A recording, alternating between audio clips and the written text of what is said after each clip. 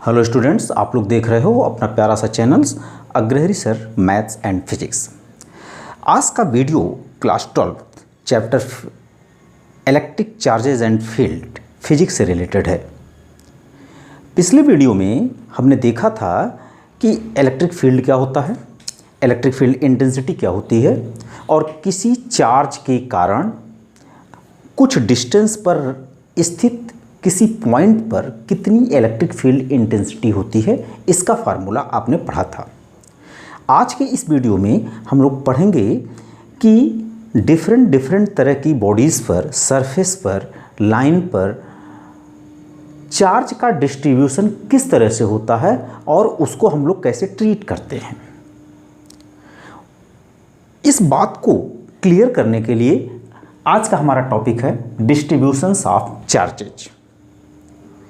अब हमारे स्टडी में जो चीज़ें आती हैं उसमें कुछ स्पेशल कॉन्सेप्ट हम लेकर के चलते हैं। जैसे जो चार्ज का डिस्ट्रीब्यूशंस होता है वो किसी लाइन या कोई बॉडी है, लीनियर बॉडी है, उसमें चार्ज का डिस्ट्रीब्यूशन कैसा होगा। अगर कोई बॉडी सरफेस रखता है तो उस पर चार्ज का डिस्ट्रीब्यूशन कैसा होगा। अगर कोई बॉडी ऐसा है जिसमें वॉल्यूम हो, उस पर चार्ज का डिस्ट्रीब्यूशन कैसा होगा।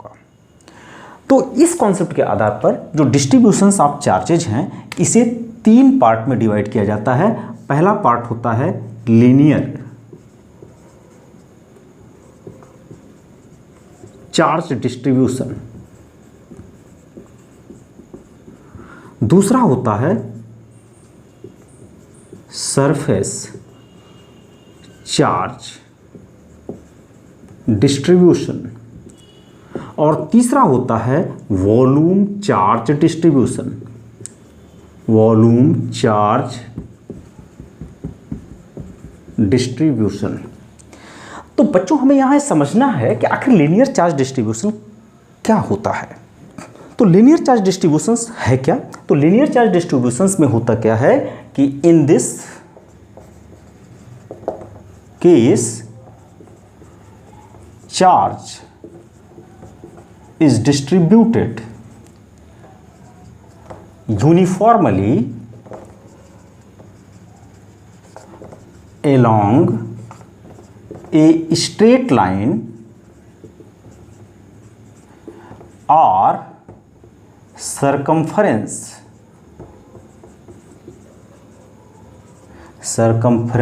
of a circle। सेकंड है surface charge distribution. Surface charge distributions में चार्ज का डिस्ट्रीब्यूशन कैसा होगा। चार्ज का डिस्ट्रीब्यूशन कैसा होगा तो हम लिखेंगे in this case charge is distributed along the surface. Charge distributions along the surface. और वॉल्यूम चार्ज डिस्ट्रीब्यूशंस क्या है। Volume charge distribution, volume charge distributions में charge is distributed over a volume. Okay, तो चार्ज का distributions linear में एक line के long होता है या किसी सर्किल के सरकमफेरेंस पर होता है। इसमें क्या होता है कि अगर ये कोई सरफेस है तो यहाँ पर चार्ज का डिस्ट्रीब्यूशंस कितना होगा, इसे हम देखेंगे। इसे सरफेस चार्ज डिस्ट्रीब्यूशन कहते हैं। और अगर कोई सॉलिड बॉडी है, उस सॉलिड बॉडी में, जैसे ये क्या है, एक सॉलिड बॉडी है, तो इस सॉलिड बॉडीज में यहाँ पर चार्ज का डिस्ट्रीब्यूशंस क्या होगा, इसको हम देखेंगे। अब जब चार्ज डिस्ट्रीब्यूशंस किसी लाइन के अलोंग या किसी सरकमफेरेंस ऑफ सर्किल के अलोंग होता है तो यहाँ पर एक टर्म आता है linear charge density. Linear charge density. उसी तरह से सरफेस चार्ज डिस्ट्रीब्यूशंस में एक टर्म आता है सरफेस चार्ज डेंसिटी। और इसी तरह से वॉल्यूम में एक टर्म आता है वॉल्यूम चार्ज डेंसिटी। इसको रिप्रेजेंट कैसे करते हैं, लीनियर चार्ज डेंसिटी को हम लैम्डा से रिप्रेजेंट करते हैं, इसको सिग्मा से रिप्रेजेंट करते हैं, और वॉल्यूम चार्ज डेंसिटी को हम लोग रिप्रेजेंट करते हैं रो से। Now, what is the definitions of the linear charge density, surface charge density and volume charge density? तो linear charge density कहलाता है the amount of charge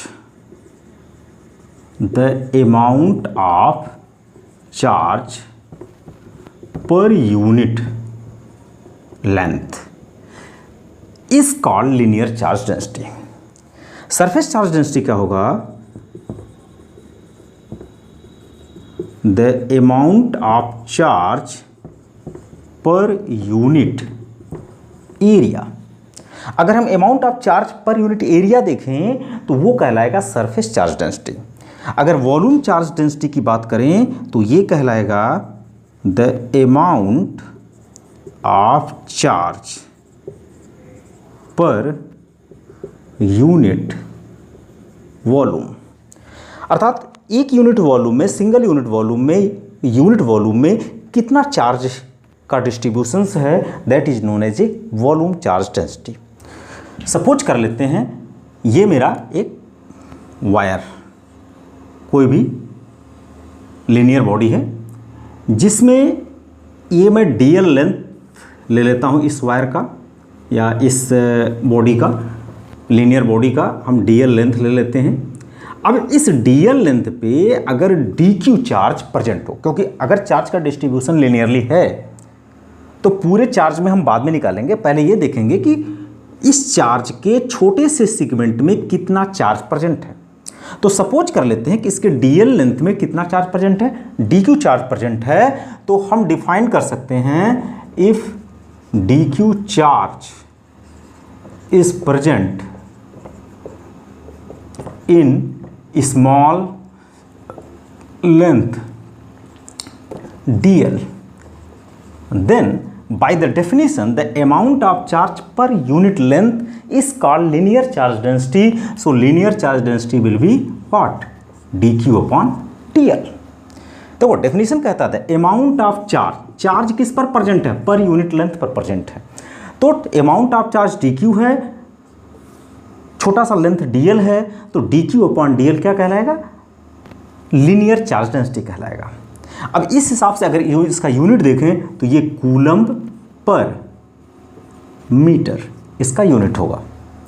इसी तरह से बच्चों अगर हम सरफेस चार्ज डेंसिटी की बात करें तो अगर मेरे पास कोई सरफेस इस तरह का है और इसके DA एरिया में अगर DQ चार्ज प्रेजेंट हो तो हम सरफेस चार्ज डेंसिटी को कैसे डिफाइन करेंगे?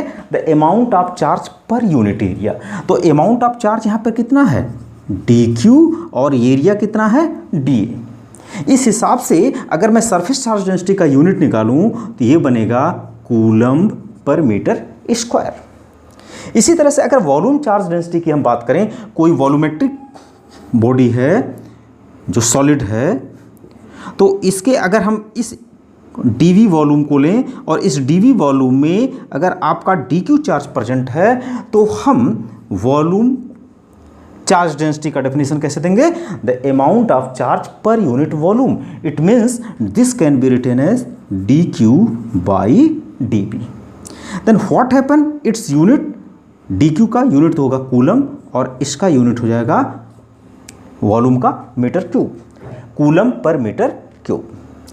तो these are the definitions of linear charge density, surface charge density and volume charge density. अब कभी कभी इस पर पूछा जाता है कि what is the electric field due to linear charge distribution of any body. तो अब हम इस पर निकालेंगे इलेक्ट्रिक फील्ड का फार्मूला। अब देखो अगर मान लेते हैं कि ये हमारा लीनियर चार्ज है, पहले हम लीनियर चार्ज डिस्ट्रीब्यूशन के केस में निकालते हैं। अब इससे R पॉइंट पर एक पॉइंट P है जहां हमें इलेक्ट्रिक फील्ड निकालना है।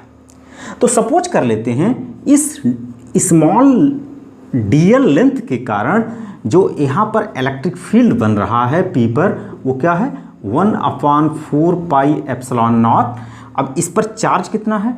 dQ बाई R स्क्वायर, क्योंकि आपने इलेक्ट्रिक फील्ड का फार्मूला पिछले क्लास में पढ़ा था 1/4 pi epsilon naught q by r square, जहाँ क्यू क्या था, सोर्स चार्ज था, जिसके कारण किसी पॉइंट पर उसके इलेक्ट्रिक फील्ड के अंदर हमें क्या निकालना था, इलेक्ट्रिक फील्ड निकाला गया था। तो यहाँ डी ये हो गया। अब इस पूरे लीनियर चार्ज के कारण, जो लीनियर चार्ज डिस्ट्रीब्यूशन पूरे बॉडी में हुआ है, उसके कारण जो इलेक्ट्रिक फील्ड की फार्मूला निकलेगा, तो हम इसको क्या कर देंगे, इंटीग्रेट कर देंगे। और जब इसको इंटीग्रेट करेंगे तो हम इसको लिख देंगे